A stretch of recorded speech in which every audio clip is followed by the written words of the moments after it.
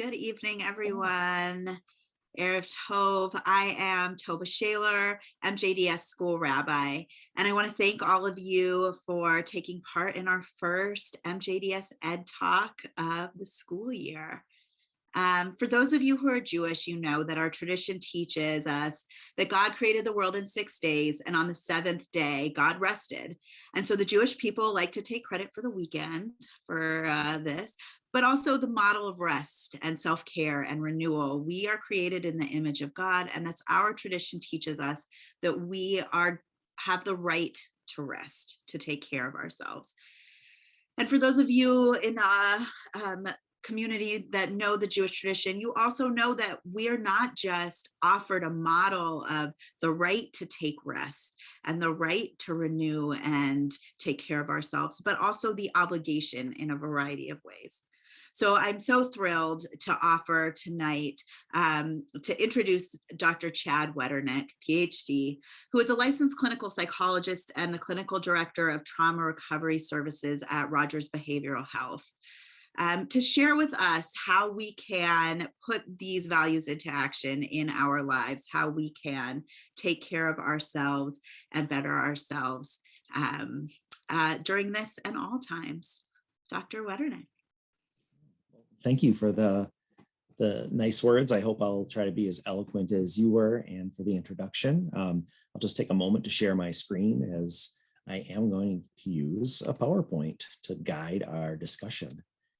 And it's my understanding that I'll probably talk for around 45, 50 minutes, and then we'll have the remaining time for any questions or discussion. And as you can see, we're going to be talking about self-care. And I don't know if I'll give all the credit to your religion, but I really think that if they gave us Sunday, I'm happy with that, and I am appreciative. So title of my talk is "We Can All Use More Self-Care," and I think it's really something that would be an important need for us to examine what we do for self-care, and can we make more time for it. So I was already introduced. I'll just note a couple of other things that technically adjunct faculty at a few of the nearby universities. I regularly teach at Marquette in their counseling graduate program, and I run a small practice as well. I also like doing a lot of research. So I've published a little over 80 articles and a book so far, with more on the way, but variety of topics, and some of them have to do with self-care and intimacy. So I'm really pleased to be able to share some of the things that I know about this area. It won't be too research heavy, but it'll be, I think, fairly practical for a lot of us. So what I'm hoping that you'll get out of this is that you'll be able to assess some relevant areas of your own, either professional or personal care, and that you'll come out of this with at least 2 strategies that might be new to you or might be previous strategies you used before, and that you will try again to improve your self-care. So why do we need to focus on self-care at all? I won't make too strong of a case for this, because I do believe that most of you here probably have some interest in self-care. Maybe you're already doing it already, but we want to practice doing self-care to take care of ourselves. And sometimes that's so that we can literally take care of ourselves. Sometimes it's so that we can take care of others, and that we can kind of fulfill whatever mission it is that we feel called for in this world. And, if you look around the world today, no matter how you're getting any of your information through your eyes, your ears, the internet, news sources, our world keeps changing. And I think, at least from where I sit, I feel like we've had some of the more challenging years in maybe the last couple of decades occur in the last 4 to 5 years, where we keep seeing a lot of events that are challenging us, and whether it be people dying of COVID, the views over whether or not there's things that we can do about it or should be doing about it, political divisiveness, shootings. I don't want to only talk about the bad stuff, but there's plenty of that going on, and I really think that it challenges us to make sure that we prioritize self-care. Now, some things aren't as obvious, like changes that you've had in your everyday life and in your work environments. But for many of you, you've had to, if you weren't already at home with children there learning school, you may have had to do that in the last year or two. You may have had to learn how to do a job remote. And while that means potentially you can go to work in a in a dressed up shirt and wear shorts while giving this talk, which I'm not, I'm actually fully dressed. You have to learn how to do all these things without, your colleagues around and some of the interactions and resources that you're used to. The one thing I want to point out is that there's kind of this phenomenon around new challenges where they really seem to add a little bit of problem solving and stress to our life, where we need to learn how to adapt, but that takes more time. It takes more energy to do things that we're not used to. And I think given all the challenges that we've had lately, we need to consider, do we need to recognize and give ourselves a little bit of grace period to say, maybe this is normal to feel more stressed. Maybe ever since the pandemic started, for example, maybe it's okay that I have less certainty in certain areas of my life, whether it be health or kids in school or whatever it is that's going on for you. While we have these new challenges, and even though they could be more time consuming in some ways, we still have to consider that we need to take care of ourselves. So I'm going to pose some questions to you throughout the time I'm talking, and I might recommend that you have something nearby that you could write on. I've also asked that we can enable the chat, which I know is not commonly done for these talks. But I might ask for some of you to take some risks and write out some of the things that you are thinking about that I'm asking you to think about. So I divide up self-care into 3 areas. And I want to give a little background on why I study self-care and why it's so important to me. And part of that is because I've developed a line of programs that are treating people that have experienced trauma and post-traumatic stress disorder. And one thing that we know about treating those folks is we have to hear what happened to them and their stories. And these are really challenging things to do. And it's well documented that therapists who hear traumatic events, just like non-therapists who hear traumatic events or witness them, could be susceptible to actually developing symptoms of trauma and PTSD. So I've designed programs at Rogers Behavioral Health to try to take care of the therapists and the other staff members and to make sure that they're doing their own type of self-care so they can stay healthy enough, help themselves, to help their loved ones, and to help their clients.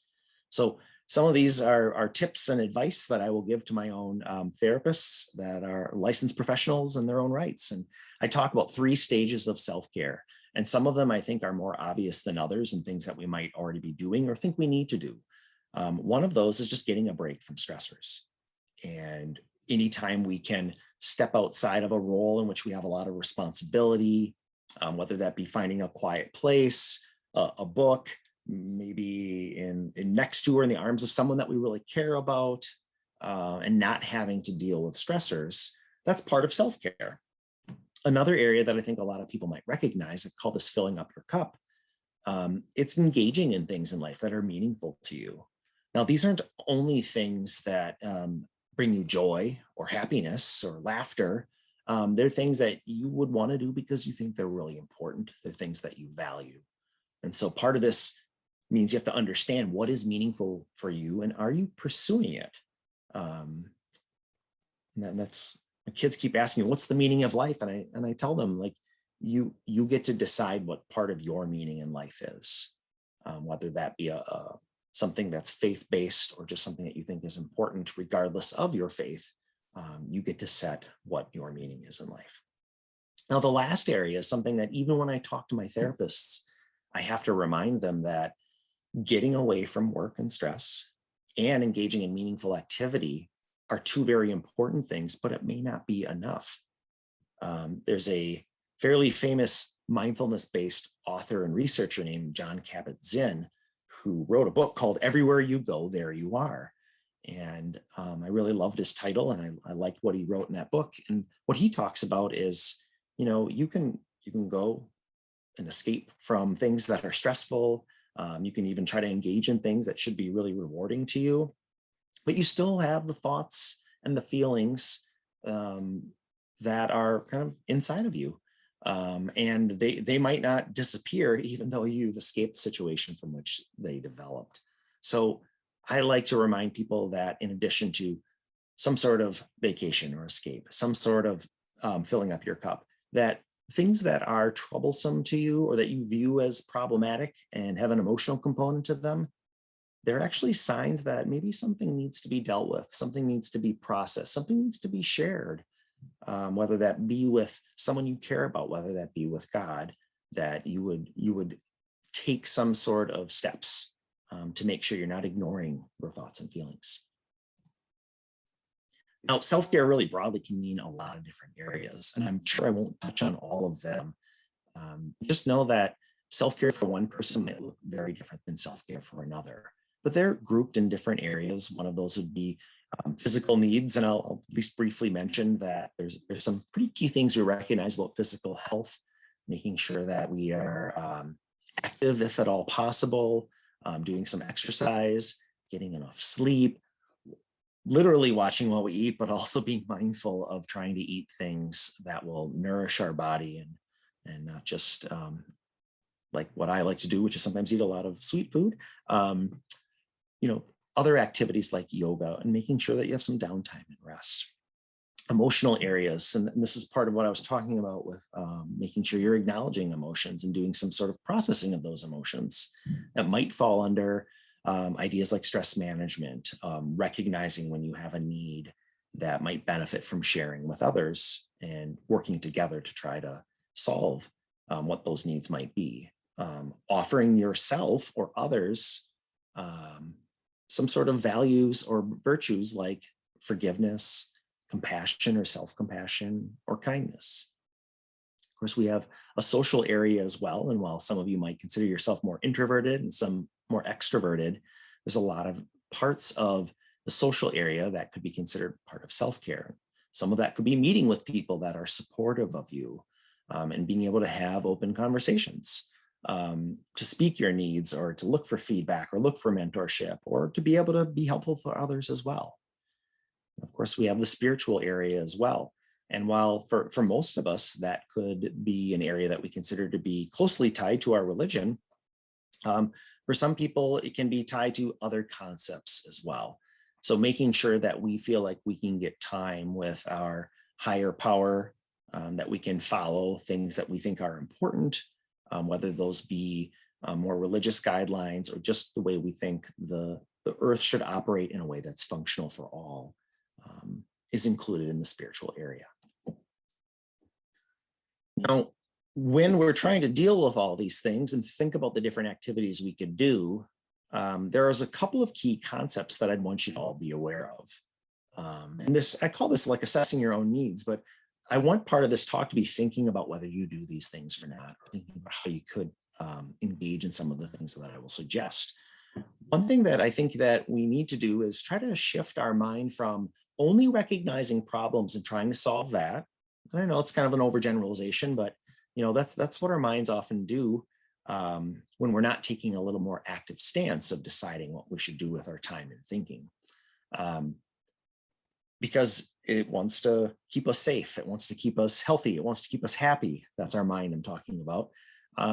We want to try to also recognize what's actually going right for us. And I don't know how often we talk about that in our families or with our friends. A lot of the times we might be talking about how our days went and what could have gone better, what went wrong. But it's really important, and we find this in the literature as well, that you have to spend some time focusing on recognizing that you do have some control in your life and in some of your surroundings, and that you can make an impact on not only how you feel, but on your environment, and have it be for the better, without only focusing on what's going wrong. So acknowledging what you're doing right will be really important. There'll be a couple of prompts I have later on where I'm going to ask you to think about what are things that you do really well. How do you know you do them really well? And have you ever asked other people, what do you do that they consider that you do well or that they appreciate? Another important concept, and I already mentioned this word, is self-compassion. And self-compassion can mean a few different things. But very broadly speaking, it means, when you reflect on yourself and your day and your activities, and even what goes on in your mind, do you try to be open-minded and you try to treat yourself with kindness? Or do you find yourself trying to refine and get better and maybe noticing what's going wrong? And in a sense, you might be focusing a little bit more on being critical of yourself. So I'm going to encourage all of you to think about whether or not you can adopt some sort of balance between recognizing things that could be improved, but also recognizing what you're doing right and doing both of those things with some kindness toward yourself. I'd like to remind people that a lot of you are probably helping other people in various ways, people in your family, people in your community, people in your school, people in your church or synagogue or whatever religion that you do practice. And whatever is helping them, it's very likely it can help you as well. So that's just another inroad into trying to figure out what can you do to make sure you're practicing self-care. I'm going to try to touch briefly on a lot of these areas. And for most of you, this is probably the first time you're hearing me talk, except for one person in the crowd may have watched me defend my master's thesis. But I know that I usually have more slides and more to say than I have time. So I'm going to skip by this slide and just let you know that we're going to cover a lot of different areas. Some of them I'll ask you to participate in. One of the areas that I think is important is for you to recognize the different roles you play in life. And so I imagine most of you here are a parent or caretaker of a child, adolescent, or maybe even some adults. And you might be a provider in some way, and that could be a very wide term to describe that you work or do activities that help other people move forward in life or take care of them. So whether you are asked to do it or you're actually just doing it, you're really asked to take care of your children, your family, your friends, others in your faith. And I want you to consider, who does this for you?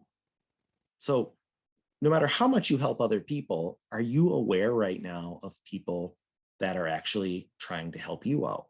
So whether you can identify this or not right away, I want you to try to take a moment.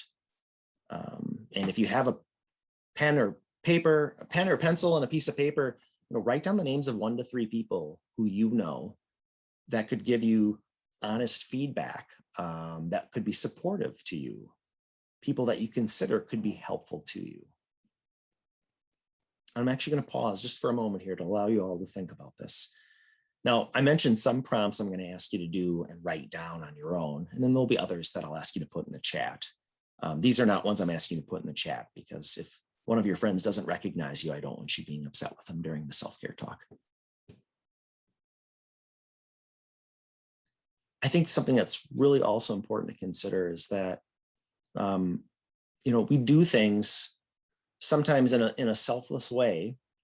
And we might even do things that are very kind and helpful without other people knowing about it.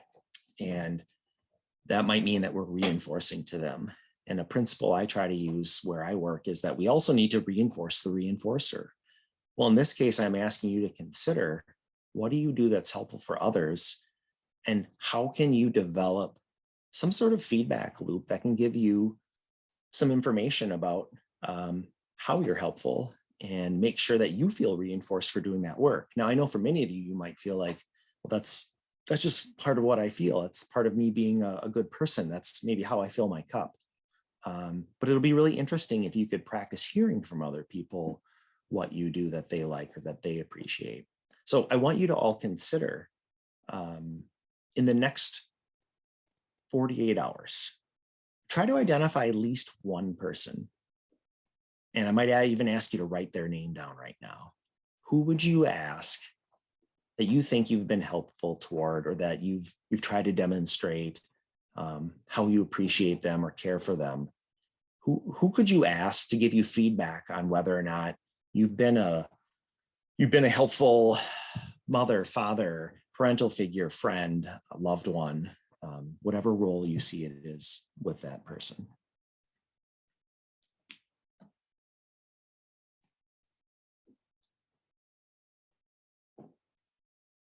I often find that when I'm working with folks that are coming in to see me for therapy, that one of the first places I like to start with them is just asking them, especially when they're saying they're feeling overwhelmed, they're sad, they're stressed, ask them, what are you doing to cope with that? And a lot of times they look at me and they say, wow, I really don't know, or I don't think anything's working. I normally start with asking them to do a review of what has worked for you.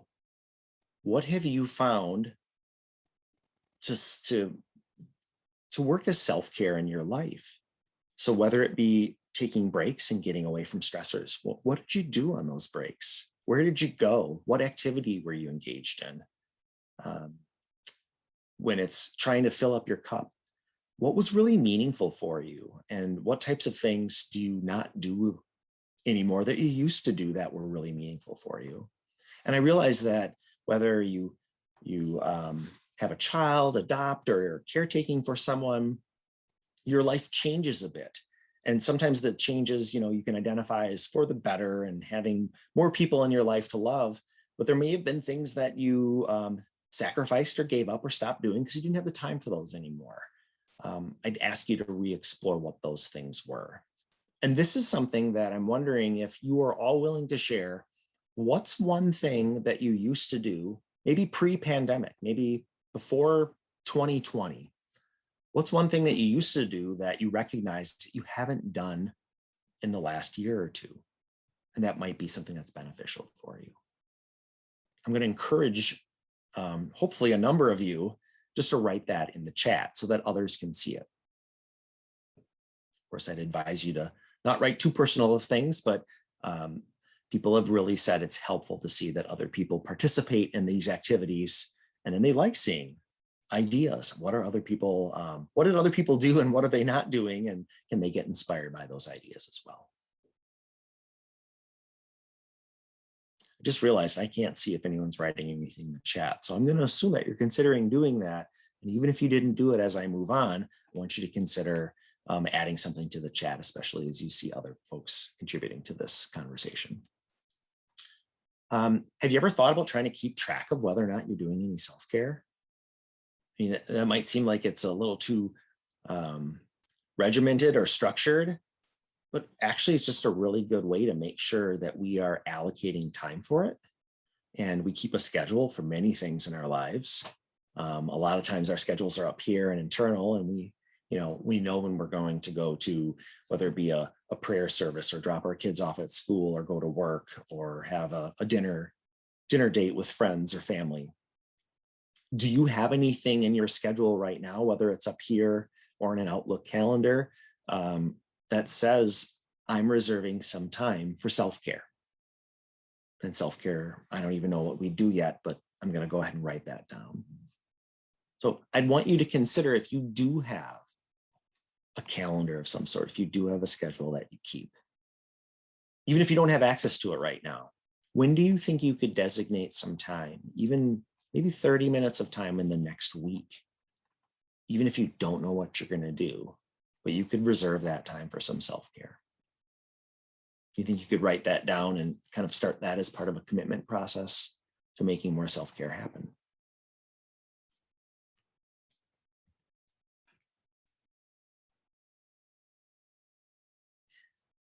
We have to deal with all the things in our day-to-day life. And then I already mentioned that our brains can kind of tend toward to recognize what's going wrong and try to do some problem solving. I think it's really important too that we remember, why did we decide to take on some of the tasks that we're doing right now?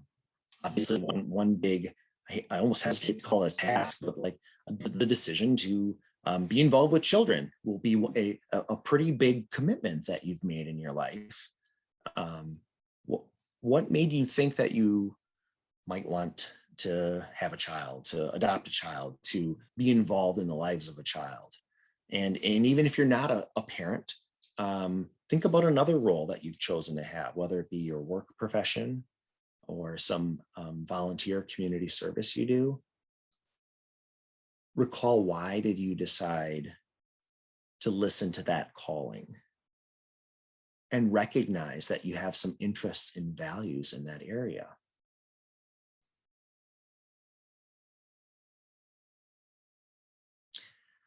At least in my field, I'd say in the last 5 to 10 years, the idea of gratitude has been more regularly researched.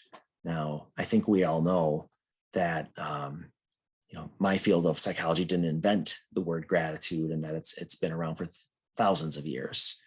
But we now have research on it showing that if people are able to express gratitude, to for anything that happens in their life, for other people, for things that are done for them, for the sun coming up and maybe making a picturesque view when you look at it rise or when you look at it set. Have you ever considered dedicating some time to actually acknowledging some of the things that you're grateful for? Now, this might be something that you do in conjunction with prayer or with different types of religious practices. And if you're doing that, maybe you already know the benefits, but I want you to consider whether or not there's room to do some of it or even do a little bit more than what you're already doing. Not to add more to your schedule, but to add more of a potential self-care activity that may help you deal with focusing too much on what's going wrong, and actually accepting that some things are going right. And maybe even some of those things are under your own control. I mentioned there's research on this, and they found that people that keep gratitude journals, even if it's just writing down 3 things a day, that they will notice that they have a reduction in unwanted negative emotions, that their mood feels increased, and that they will endorse feeling more fulfilled in life. Other research shows that we may even be altering the way the brain operates. That's probably a little beyond what I want to talk about in this study, but changing our behaviors really can change the way our brain functions and sometimes have the same effects that medications can have. So right now, I want you to consider, and as I move on to the next slide, could you write down 1 to 3 things right now that you're grateful for, no matter how big or how small they might be?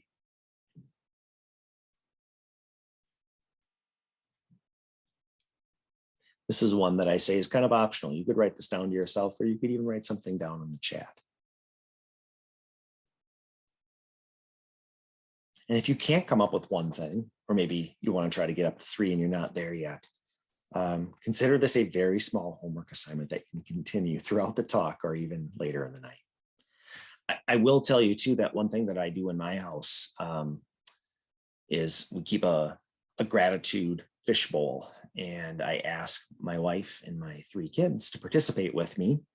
And we all write something down once per day, minimum. And we try to do this when we're having dinner at night to remind everyone, make sure you put something in the gratitude fishbowl. And then even though the research shows that you don't have to express the gratitude to other people to get some of the benefits, we normally spend some special time on the weekend where we will take out our pieces of paper out of the fishbowl one by one, and we'll read the things that we are grateful for. And many times we're grateful for the other people that contributed to the gratitude fishbowl. And it's just a really enjoyable bonding time for us where we generate a lot of positive feelings in our family.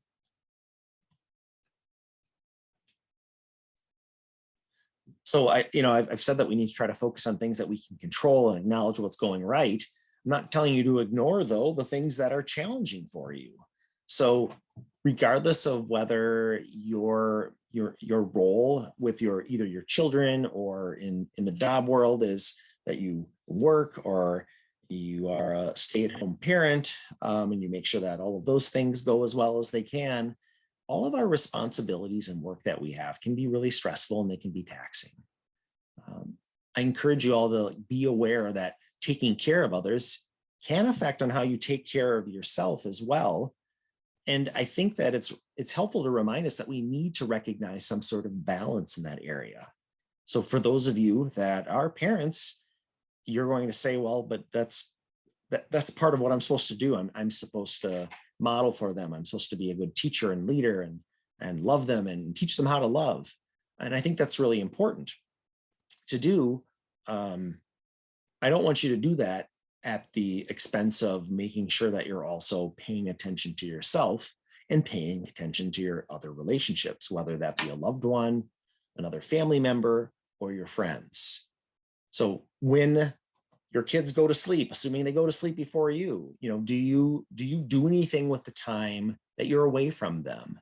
Or do you use that time to kind of like just be by yourself? Some of those times when you're by yourself, you could be isolating and looking to not be taxed by others. And while that could seem as though you're getting away from stressors, it may not actually function as self-care. Other times you might find other activities where you continue in your role as being an expert of whatever you do, a teacher, or knowledgeable, but it means that you have kind of like your responsibility hats on all the time. And I understand it's hard to say, I'm going to take them off fully. Like I take off my parent hat and I don't have to worry about it. I know that's not really feasible to do.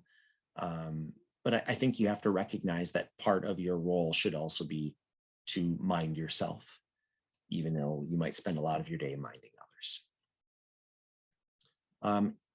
I want you to consider, do you have anyone that you trust that you think could offer you supportive feedback on whether or not they recognize if you need help or if you're actually taking care of yourself? That could be someone you live with, or it could be someone that you just trust as a friend or a loved one that's outside of your home. Being mindful of the time, I may not cover every bullet point I have on my slides, but I will make sure I share them with you if you want these for a reference later on. So I mentioned this already, that there are things that we could be doing that will help make sure that biologically we're ready to not only meet some of the requests and demands of work and parenting and other things that we do in life, but also make sure that we are able to participate in self-care. And so just a reminder, I think it's worth stating a second time, it's worth trying to get a good night's sleep. There are so many important things that happen while you sleep. I won't go into all of them, but they help us form better memories. They help us be able to have a better mood. They allow us greater access to psychological resources throughout the day. The same can be said of many other things on this list. You know, we kind of you are what you eat. If you eat things that are going to nourish you in healthy ways, then you are more likely to be able to have, whether it be the energy or ability to help yourself and help others. If you avoid using substances that, you know, in the short term might really seem like they're beneficial or take the edge off certain things. And I do realize there's lots of studies that show that if you're someone that would allow yourself to have a glass of red wine, and that there's heart health there and other things, but I'm not telling you have to do that. But you know, making sure that whatever you put in your body is really serving a good purpose for your own health. Having access to comfort and even physical intimacy. So there's a wide range of things that you can do for physical intimacy, but there's really some real solid health benefits that people recognize in finding someone that you can give a hug to every day, whether that be a relative or a friend. If you want to know some of the research on it, you know, to get the best benefits, potentially activate some really helpful processes in our body, it would be a longer hug, which you might not be used to, but a minimum of probably 10 seconds and all the way up to a 20-second hug for your body to recognize the warmth of another and activate some processes that could be mood altering and also increase your bonding with someone else.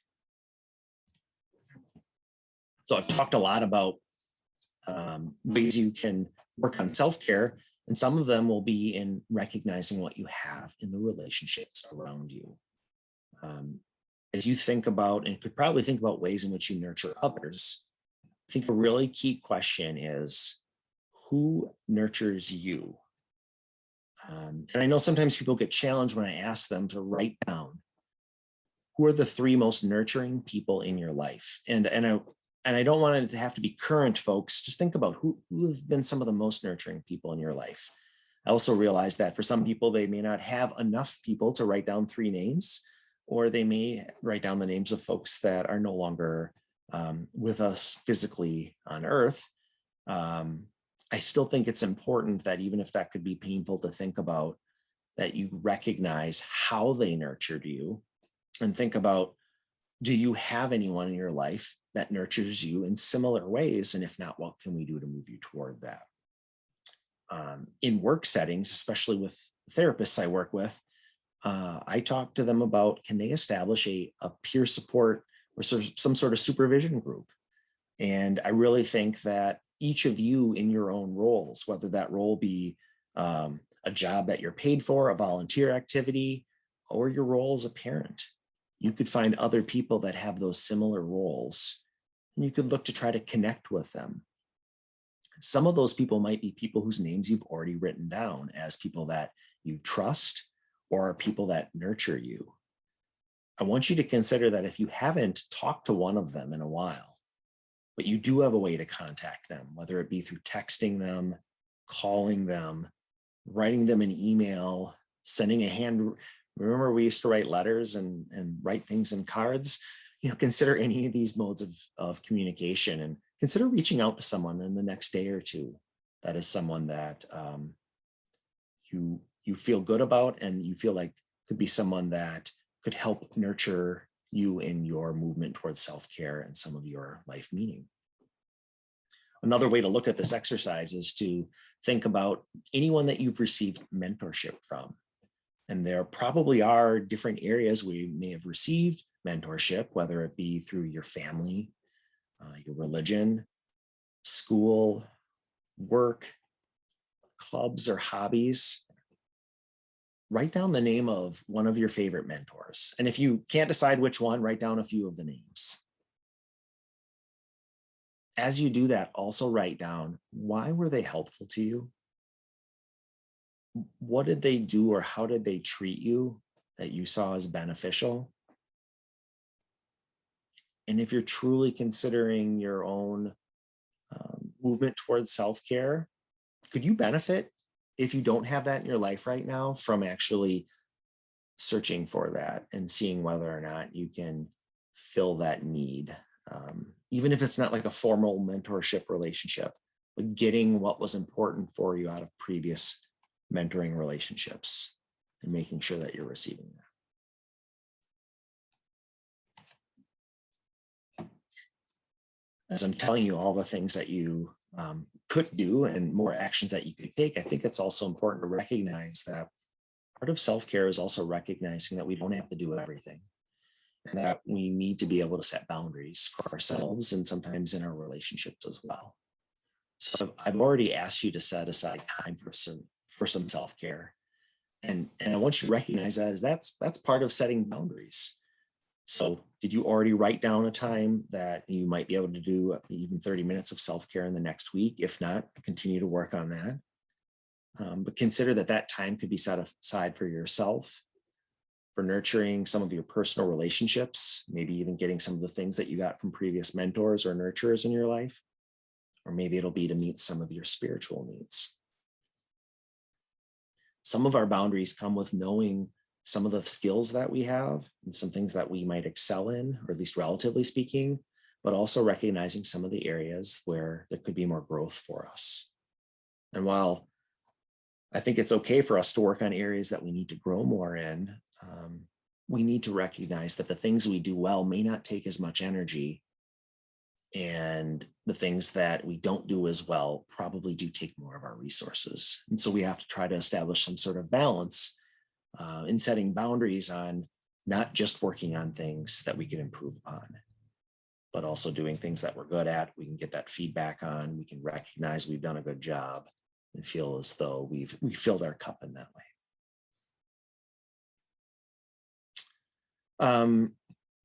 If you have time and you still have room on that piece of paper, whatever you're writing on, consider whether or not you could recognize some things that you do well in taking care of yourself, or in your relationships, or in your job, or in your area of spiritual importance.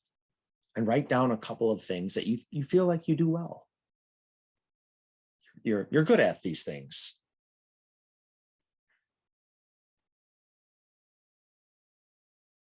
And then also write down 2 areas that you think, whether it's your own personal self-care, relationships to others, your faith, or even at your job, what are 2 areas that you might consider that you could grow more in? If we had more time, I'd have you do a little bit more writing about this. But the short version is, how often are you actually engaging some of the things that you're good in versus trying to improve the things that might take more of your resources to try to improve in, and making sure you're adopting more of a balance there and getting to participate in things that can actually be rewarding to you.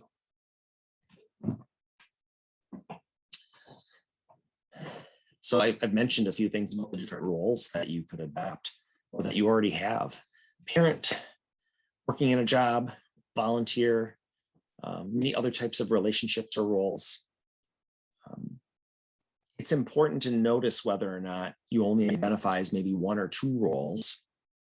And if those define a lot of your life, so for those of you that work a traditional 40-hour-a-week job, for example, you're going to spend 40% of your waking hours at that job. So that can really define who you are and what you do. It's important that we all establish identities that are separate from some of these very important things that we do. So I'm not telling you not to be a parent, but I'm telling you that it would be helpful to also recognize yourself in other relationships and other roles than only a parent. I'm not telling you to not try really hard and succeed at your job, but I don't want you to only see yourself or surround yourself with people that are at your job and feel as though you can't have some separation between your work and allow you to get more self-care. So I recommend to most people that you try to have some friendships outside of a work setting, or maybe some friendships outside of places where you spend most of your time, and that you protect time that is meaningful for you, especially if we're talking about separating oneself from like a really active, demanding, even if it's a rewarding job, protect that time with your family and friends at all costs. And I just include a couple of pictures here of a couple of friends of mine playing some board games in the room that I'm sitting in right now, and then my wife and two of my three daughters as we enjoyed some games together as well. So I think I've talked a fair amount about things that you might recognize as being related to well-being and psychology. And I guess I'm really glad knowing that one of the professors who helped teach me at UWM is in attendance, that I didn't omit some of the important teachings that I learned there. So this slide's really about making sure that we're recognizing what comes up in our mind, what's going on, and being able to be mindful of those thoughts, and being able to recognize whether we're engaged in a type of thinking that is functional for us and allows us to see what's wrong and correct them, but also engage in things that are right and recognize them, or we only focused on one and omitting the other. So we talk about this as restructuring our cognitions or reframing things. And one of the first things to do is to recognize what are some of the thoughts that you have in your mind, even if you don't act on them or do anything with them, that might trouble you. In our field, and you may or may not know this, so I'm revealing some trade secrets here. Some people that are in the therapy world, they think they have to know everything and have the answer to everything. And if they don't, then we talk about it as like being an imposter. For any of you that left a hospital with a baby, or however you had childbirth occur, and then you realize they didn't give you a big book of how to make sure you do everything right with them, and you may have felt like an imposter even being a parent. Like, I don't know what all these cries mean and how to do all of this. And hopefully you had support for that, but there's lots of different ways in which we can have our mind be critical. And I just list a few of them that might be common for my profession. So the things that we end up teaching our clients to do, but that we try to utilize ourselves, is we need to identify what's accurate, what's objective, and set realistic expectations. So one of the things I talk about is that there's no such thing as a perfect interaction. And I could go probably another 30 minutes on talking about the ideas of trying to be perfect, but it's very hard to try to do something at the highest level or be the best, because there can only be one perfect action. And what we have to try to recognize is that our efforts and being pretty good are likely good enough. And I know for some of you, if you are a little perfectionistic, you don't like hearing that, but you will be a little bit more kind to yourself if you recognize that you're probably already doing a pretty good job. And that you're only responsible for what you can control. And that means what you know how to do, what you have some practice in doing, what values you've chosen for yourself and following those values. And then for those people that you consider your friends or your loved ones, with providing them with care that they might need without sacrificing yourself, or being able to keep yourself healthy. So no matter what role we serve, whether it's that of a parent, work, or even in my helping profession, we are not immune to things happening to us. We have emotions, we have problems, we're humans, and no matter how old you are, you shouldn't have figured out everything by now. I know I have probably too many slides for me to go through them all, so I'm going to try to do a few more and then see if there's questions from the crowd. I mentioned like trying to get away as part of self-care, and there's a lot of good literature that shows that we need both short breaks, sometimes while we're at work, in order to make sure that we're taking stock in how we're feeling and recognizing things that we might need to deal with in the moment. But there's also some literature that shows that taking actual vacation, definition of vacation meaning getting away from work and other responsibilities. That was probably really hard to do if your idea of a vacation involves some travel. If you were following all the different mandates and with the different types of travel bans and maybe some of the concerns we had, but we need to try to recognize times not only during the day when we're at work or in long committed activities, but also times throughout the year where we can take days or maybe even a week or more away. And there's a lot of good literature showing that getting a good week away can make you a better parent, better employee, better business owner, better person, and make you more creative because it gave you some time outside of kind of like your normal daily life where you're on autopilot and reacting to things that you see on a daily basis. So one thing I like people to do, and a lot of the things I've asked you to write down, are about people that you know or about some plans that you could make. This one's kind of a longer plan. And I'm hoping that we're going to see even more progress in the pandemic reducing and people being able to stay healthy and vaccines being more successful, et cetera, et cetera. But consider, where's one place that you might be able to find a healthy escape to in the next 6 months? Feel free to dream a little big here too.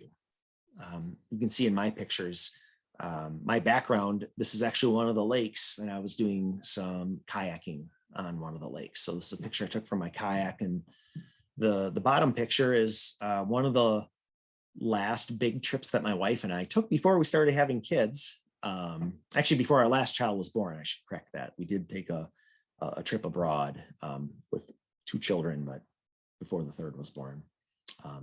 Went to Italy, which is one of my favorite places to go and visit. But I like to pose this question too: how do you play? For some of you, it might be, do you play? Do you remember what you used to play, and can you get reconnected with that? A few more things that I do want to touch on, and I'll just try to pull a couple of meaningful bullet points of these slides here. What's the environment that you spend the most time in? Or do you have a couple of them? Is it your home? Is it a place of work? Is it a place where you volunteer time? Is it a spiritual center? When you're there, and maybe you're there right now, look around your environment. Is there anything in your environment that you see right now? So literally go ahead and look around. What's something that brings you a positive feeling? What's something that makes you smile when you look at it? If you don't have something like that, I'd want you to consider, what's one thing you could change? And if you do have one thing like that, what's another thing you could add to that environment to remind you of, whether it be the successes or the love that you have or the faith that you have, the things that are important to you. Have you ever thought about asking for help from other people? Or maybe even consider going to therapy?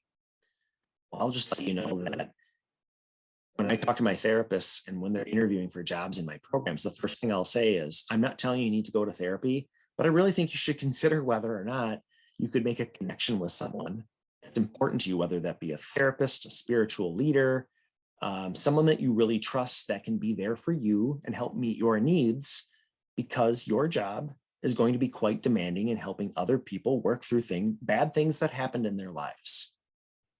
And it's not mandatory that they do that, but it starts the conversation about making sure we take care of ourselves. I want people that are going to try to remain healthy for themselves, and then they will likely be able to be more healthy in the places they work and be able to be more helpful and healthy with the people that they're trying to help. So if you've never considered asking for help for someone before, challenge yourself to think about, what benefit might I get from asking for help from someone else? And I have it listed as a benefit of therapy, but I don't think this has to be limited to a psychologist, a therapist, or someone that's trained specifically to help with mental health concerns or life fulfillment. There's more here.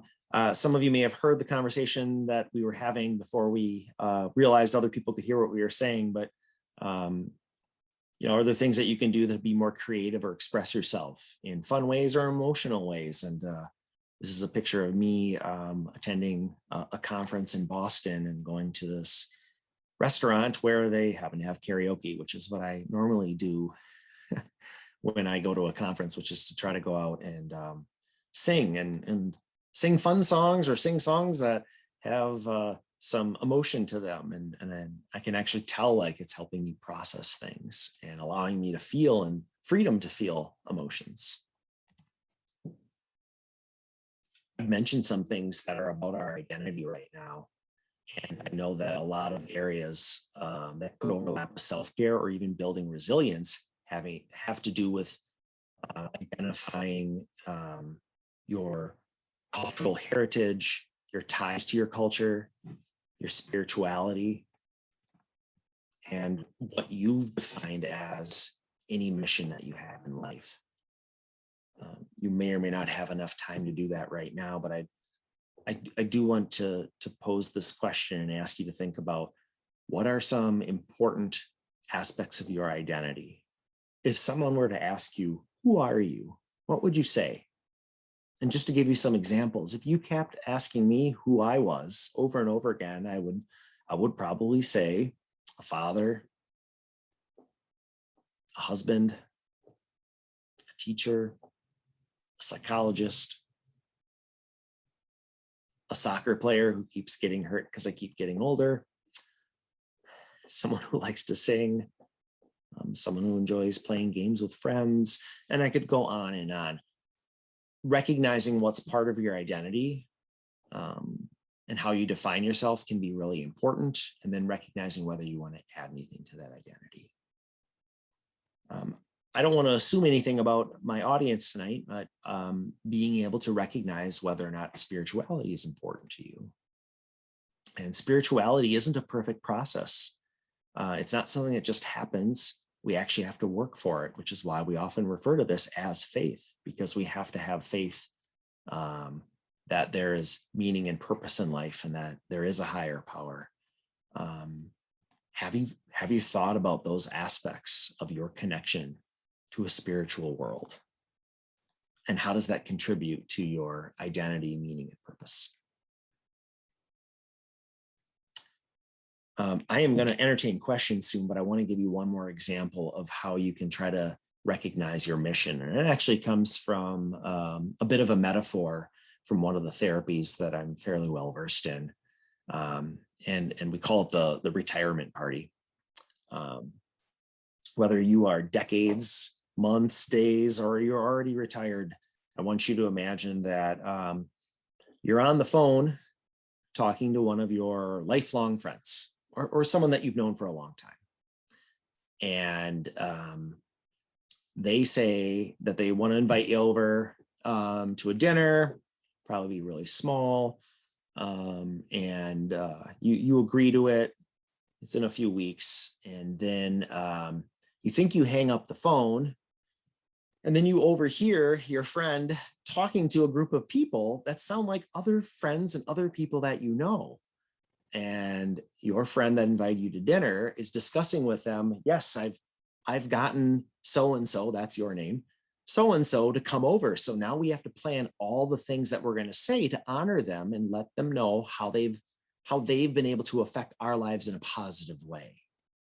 And so they're really throwing you a party to celebrate your life, but it's going to be kind of a surprise to you. And maybe you feel a little bad that you eavesdropped and heard that happening.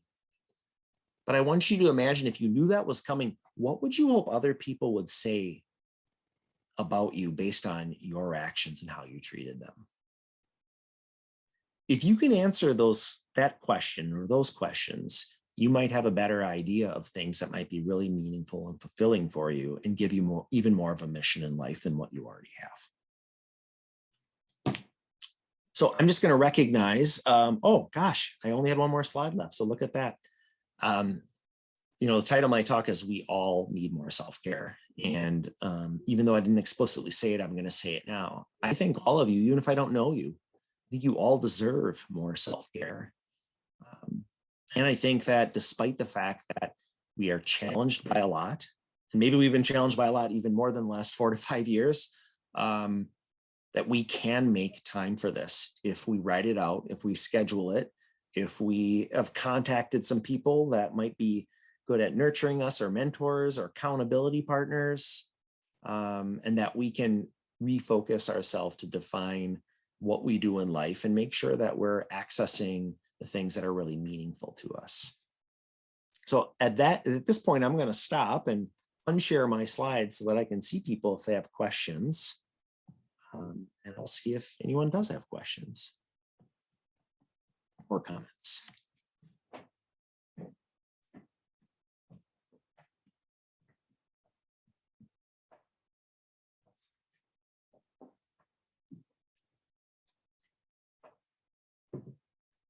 I think you are muted right now, Dina.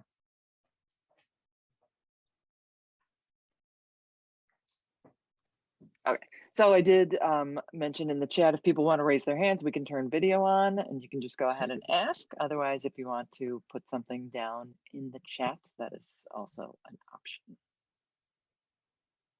But I'm not seeing anything just yet. So maybe you were so thorough, everyone's feeling ready to start. Looks like Allison said, I don't think the chat is working. Oh, no. I don't know if that's just in our chat or.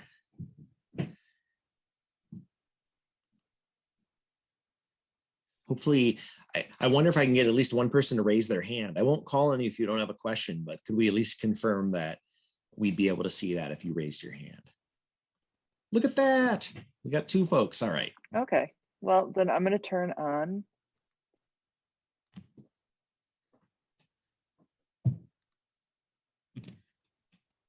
So Bonnie and or Allison, if you would like to say something. Well, I didn't commit them to having to say something. I just asked them to raise their hand. So I don't want to put them Oh. I didn't actually have something to say, but Sorry about that. That's okay.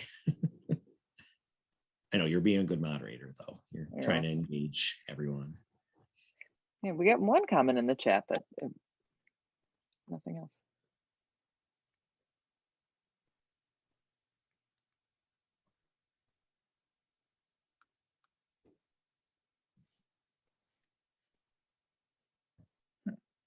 So I think it's Allison again, who must know how to access that chat, right? Apparently, maybe some folks had tried to write in during some of the prompts, but weren't able to. My apologies. I was able to use the Q&A that I did. So if somebody has a question, they use the Q&A. Okay. Ah, right. Okay.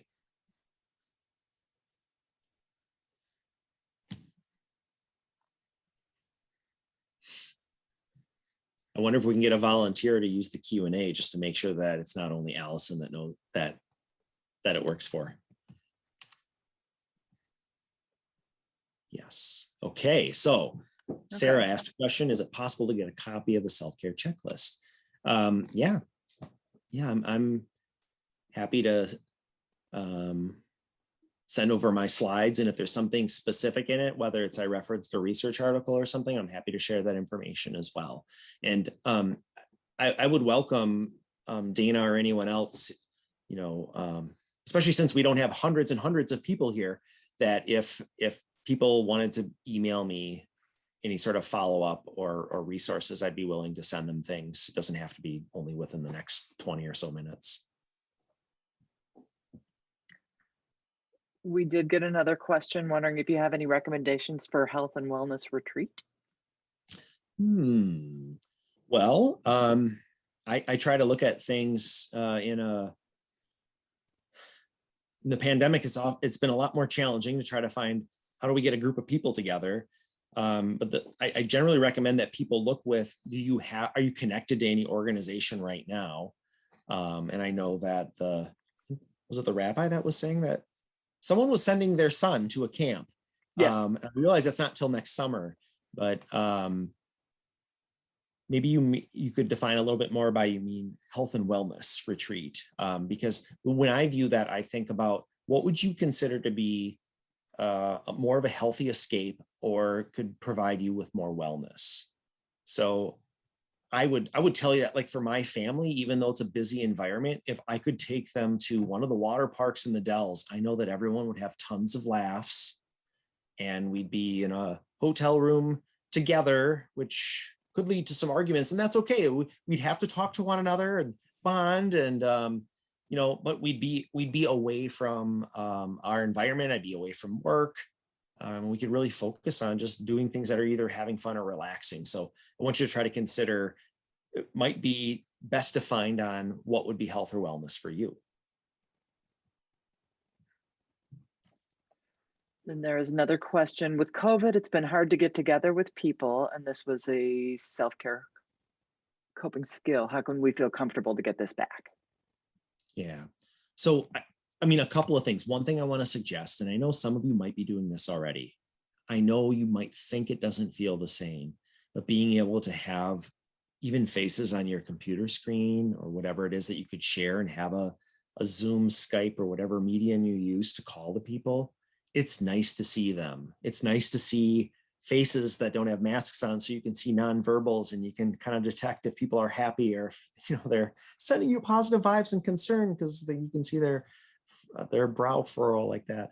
But when it comes to like actually trying to get together in person, I don't want to say there's a perfect procedure for this, but I think one thing that you would want to do is just have some open conversations. And I think some of this comes in with the boundary setting of just saying, hey, I'm looking to see if anyone else, even if it's a group of friends, is anyone else able to get together? And would you be, if you prefer that everyone's masked, even if it's outdoors or wherever could be recommended as safe, could you be willing to state some of the things that you're hoping for in terms of those meetings and encourage other people to be open and honest about whether or not they're able to and willing to do that, or if something about that turns them off enough that they wouldn't want to be there and they wouldn't bring good energy to the event.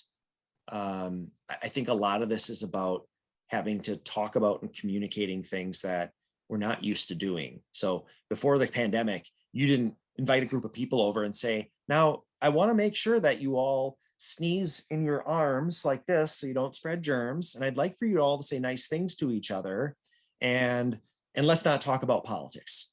Well, okay, maybe you said the last part, but we have to have some conversations we haven't had before. And you can state that it could be difficult, but I think it's worth having those conversations. So we had a follow-up, looking for a place. This was a follow-up on the health and wellness retreats. Looking for a place for adults that provides some structured time to process grief, engage in self-care, focus groups, etc. Mm-hmm. So depending on, I think I can understand what the need is for. And for some of these things, the first place my mind goes is some folks that would be working with a therapist, someone that specializes in those areas. I also know there are different types, and I'm not sure how active they are right now, given the pandemic, or maybe they're only available through tele means. But there are groups called Griefshare, which are actually tied to spirituality specifically, and definitely more broadly Christianity, that try to process grief and loss in groups. And before the pandemic, I know that certain churches used to offer them for people to be able to join. Since then, I don't know whether or not they've continued to do that through any sort of, like I said, like what we're doing tonight.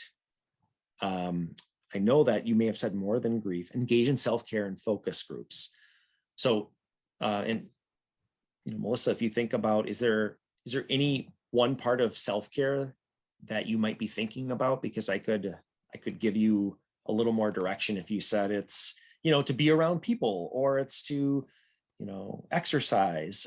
If there's any area of self-care you're interested in, a little more specifically, I might be able to give a better recommendation. And it could be that you're looking more from the grief aspect. I am going to welcome you, though, or anyone else. Like I said, Dana, if you could provide my email, I'd be happy to look into some things and also send you some resources that I may not have at the tip of my tongue right now.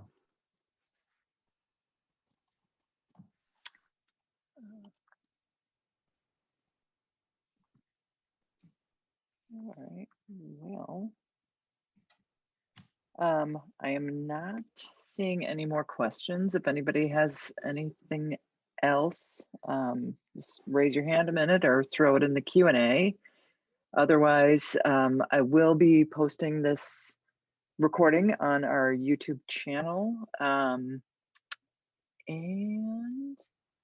yeah, I'll share Dr. Wetterneck's email address. Thank you so much for being here tonight. This was terrific. Thank you to everybody who tuned in, and yeah, take care and good luck practicing all the wonderful tips that we received tonight. Dana, thank you for having me, and thanks to everyone for listening.